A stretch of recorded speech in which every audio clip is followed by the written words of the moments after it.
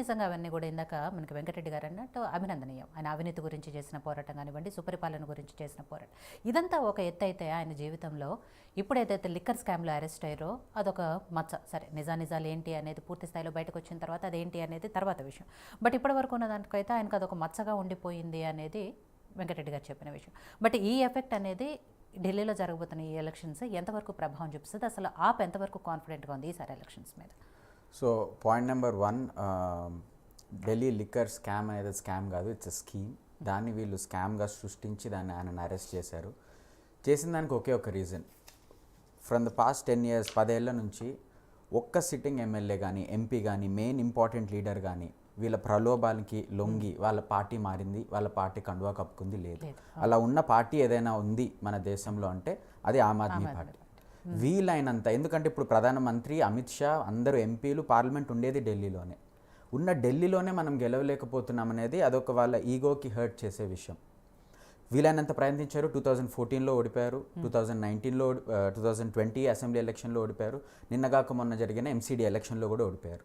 ఇదంతా అయిపోయాక ఎలాగలాగా MCD election కూడా ఓడిపోయాక అక్కడున్న ఎవరినైతే పోస్టింగ్స్ చేస్తారో మన ఢిల్లీ ఐఏఎస్ ఐపీఎస్, సో మా సీఎం పనిచేయాలంటే అతను ఉన్న సెక్రటరీ ఆ సీఎం మాట వినాలి.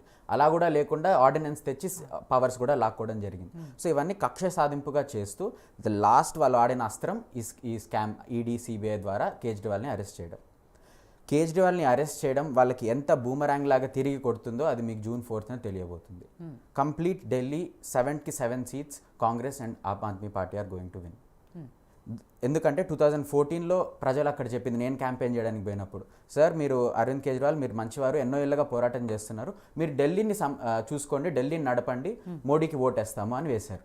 2019లో కూడా అదే వేశారు. కానీ 2024లో కూడా ప్రతిసారి నరేంద్ర మోడీ గారు ఎలాగైతే ప్రజల్ని మోసం చేస్తున్నారు, ఈసారి ప్రజలు మోసపోరు, తప్పనిసరిగా ఆమ్ ఆద్మీ పార్టీకే ఓట్ అయిపోతున్నారు. అండ్ June 4th మీరు అది చూడబోతున్నారు.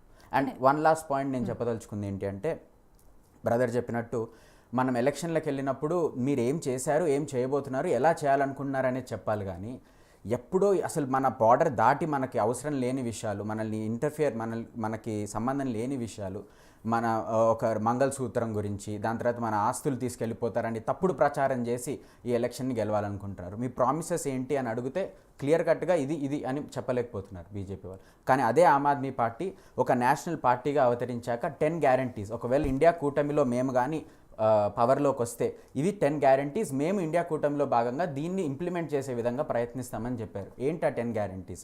Free education and quality education for everyone, 24/7 power electricity and 200 units of free electricity. మన దేశంలో ఇప్పుడు 3 లక్షల మెగావాట్లు కెపాసిటీ జనరేట్ చేసేది ఉంటే కేవలం 2 లక్షలే చేస్తున్నాం. ఫ్రీ హెల్త్ కేర్, ప్రతి డిస్ట్రిక్ట్లో మల్టీ స్పెషాలిటీ హాస్పిటల్, ప్రతి ఊర్లో మొహల్లా క్లినిక్. ఏదైతే చైనా మన ల్యాండ్ని దోచుకుంటుందో దాన్ని తిరిగి తెచ్చుకునేదానికి ఇండియన్ ఆర్మీకి పూర్తి స్వేచ్ఛ, అలాగే డిప్లొమాటిక్ వేలో దాన్ని తెచ్చుకునేదానికి measures. At the same time MSP, ప్రతి రైతుకి కనీస మద్దతు ధర.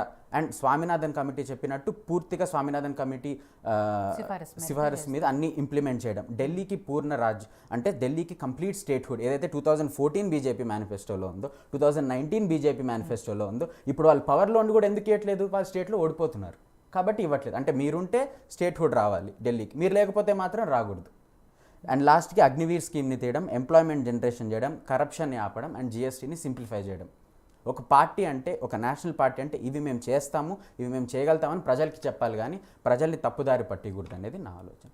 కానీ విజయ్ కుమార్ గారు, ఏదైతే కేజ్రీవాల్ గారు అవినీతి చేశారు అని చెప్పేసి బీజేపీ నాయకులు చెప్పడమో, లేదు అవినీతి చేయలేదు కావాలని ఇరికిచ్చారు కుట్రబన్నారు అని ఆప్ నాయకులు చెప్పడం, ఇదంతా కూడా కామన్. ఏ పార్టీ నాయకులు వాళ్ళకి తగ్గట్టుగానే చెప్తారు. కానీ అసలు ఢిల్లీ ప్రజలు ఏమనుకుంటున్నారు? గ్రౌండ్లో రియాలిటీ ఎలా ఉంది? గ్రౌండ్లో రియాలిటీ ఒకటే, ఆమ్ ఆద్మీ పార్టీ మాకు మంచి చేసింది, మా పిల్లలకి స్కూల్స్ బాగా చేసింది, మాకు ఎడ్యుకేషన్, హెల్త్. ఇప్పుడు ఒక మనిషి ఒక కుటుంబం బాగుపడాలంటే ఆ ఇంట్లో ఉన్న ఒక పిల్లోడు కానీ లేదా బాయ్ ఆర్ గర్ల్ ఎవరున్నా కానీ వాళ్ళు చదువుకోవాలి, ఉన్నత స్థాయికి వెళ్ళాలి. ఇంకోటి ఒక ఫ్యామిలీ పావర్టీలోకి వెళ్ళడానికి మెయిన్ రీజన్ ఆ ఫ్యామిలీలో ఏదైనా హెల్త్ ఇన్సిడెంట్ అయితే, అలాంటి హెల్త్ ఇన్సిడెంట్ అయినప్పుడు వాళ్ళు పావర్టీలో పడకుండా వాళ్ళకి complete free and quality health care ఇస్తున్నారు. సో ఇవన్నీ ఇస్తున్న ఆమ్ ఆద్మీ పార్టీ పైన ఎందుకు మీకు అంత కక్ష సాధింపు? వాళ్ళ పని చేసుకున్నారు కదా స్టేట్లో, ఆయన ఎందుకు జైల్లో వేయడం? వాళ్ళ దగ్గర ఉన్న పవర్స్ని ఎందుకు లాక్కోవడం? మన ప్రధానమంత్రి గారిని అడిగారు, మీకు అసలు వీళ్ళ దగ్గర ప్రూఫే లేదు కదా అని, అరవింద్ కేజ్రీవాల్ అగేన్స్ట్. ఆయన ఏమన్నారంటే అతను చాలా తెలివైన దొంగ అని. అంటే మీరే ఒప్పుకున్నారు అతని దగ్గర ప్రూఫ్ లేదని. అంటే తెలివైన దొంగ, అందుకు ప్రూఫ్ లేదని మీరు అన్నారు. అంటే ఏంటి, సిబిఐ చేత కదా, ఈడీకి చేత కదా, మరి ప్రూఫ్ లేనప్పుడు లా ప్రకారం ఉంచకూడదు కదా లోపల, మరి ఎందుకు ఉంచారు ఇన్ని రోజులు? రైట్.